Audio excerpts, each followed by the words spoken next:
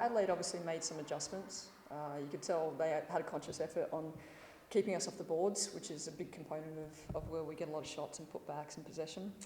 And then, we just didn't adapt to that. We didn't continue to do what was working, which is movement, both ball and player. So it's just a case of they made some changes and we failed to adapt quick enough.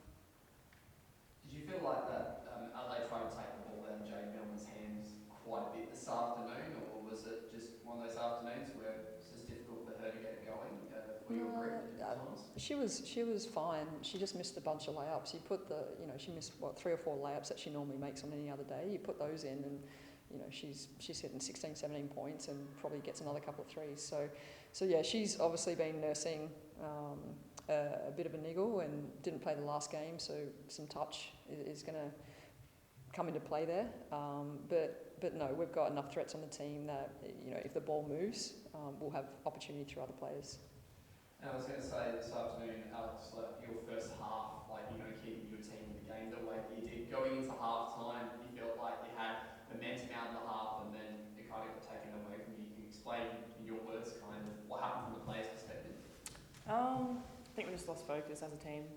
I think today it's disappointing that, like Billy said, we couldn't adjust to the way that they were playing us and kind of see what was in front of us, and I guess make the adjustments that we've seen in the past few games. It's been some constant things, so I think moving into the next game, it's really making an conscious effort to make those adjustments.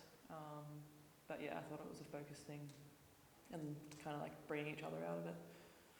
And it continues to be a positive as well, Gemma Potter with 13 points this afternoon. The comeback continues for her, obviously, this season. It's just pleasing to see someone like your teammate that's been through so much adversity continue to grow. Yeah, definitely. It's awesome watching her grow each game. I think the sky's the limit for her. She's just getting back into it, but she's got so much potential, and you see glimpses of that every game growing. So I think, she's got the building blocks there, and she just needs more time out there.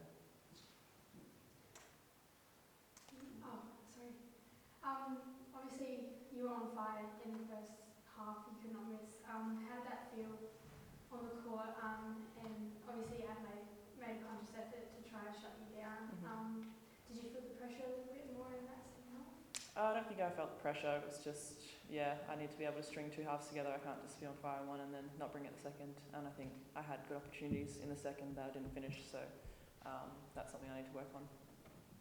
As a team, did you mention for anything that you have to do, knowing that Steph Talbot's return game was this year, or was it more just a full-on focus on the Adelaide Lightning squad? No, and there's no clips on Talbot for this year, so we didn't know how she was going to come back. We pulled some clips from last year. Talbot is Talbot. She's been doing that for 10 plus years. So really, for those that have seen her and know her through the Opals and WNBL, it was just a refresher.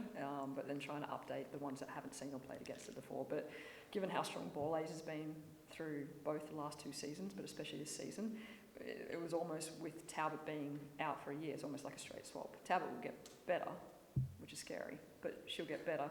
But we just saw it as a straight swap. If we can, whatever focus we're going to put on Ball A's, could we do that to Talbot? And she was good. She came up with some killer plays, but still a bit rusty, which we're able to leverage up a little bit. But that won't be the case for next games for sure. And what do you say to the team going into the final stint of the season? There's still a few more games to play, but it's important to keep their heads up. What do you say to the team in this situation?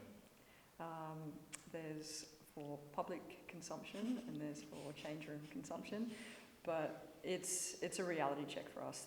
And I have said it 1,000 times in media how proud and how inspired and how great I think this group are, both now and for the future.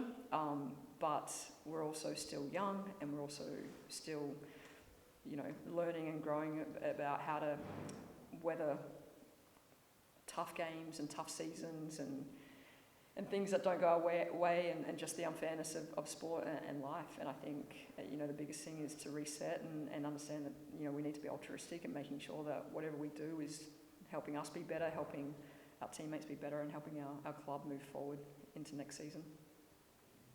Cameron, did you have any questions, mate? Yeah, this one for Billy. Obviously, it's another short turnaround into that game on Tuesday. What's sort of the focus over the next couple of days to get the girls ready for that one? As soon as we get out of here, they're going to head to the beach. Thank you, Adelaide, for having a beach only 15 minutes away and for it being 29 degrees today. So they're going to head off. They're going to start that recovery now so that we could lighten up tomorrow because it's a late flight for us, like 11:30. We won't get into Canberra until 1:30. So it wasn't worth digging our heels in tomorrow afternoon. And then we'll just travel and de-stress tomorrow. And then we'll scout and prepare Tuesday morning and go into that game that night. So really it's just a recovery now and a Tuesday focus. Yeah, so I guess you're aware of that when you mapped out this 3-game stretch? What's that? Sorry, Cam, you cut out. I guess you're aware that there'd be limited opportunities for training when you mapped out this 3-game stretch? Yeah. Oh, and you know they're great, and like I said, they're still young. So the benefit of that is they have legs. I know a few of them are feeling a little worse for wear now after such a challenging season. You know, and for some increased significant in minutes and probably attention as well, which takes its load physically. So yeah, we knew we were going to have practice, but they're good. They'll come and get 60, 70 minutes in our primer session the night before. So whilst that's preparing, it also gives them some reps, especially ones that aren't playing a lot. Still gives them a few reps to stay pretty close to the level. Okay, thank you. Thanks, Cam. Thanks, guys. Thank you. Thank you. Enjoy the beach. They will. And safe travels. Awesome. Thanks, guys.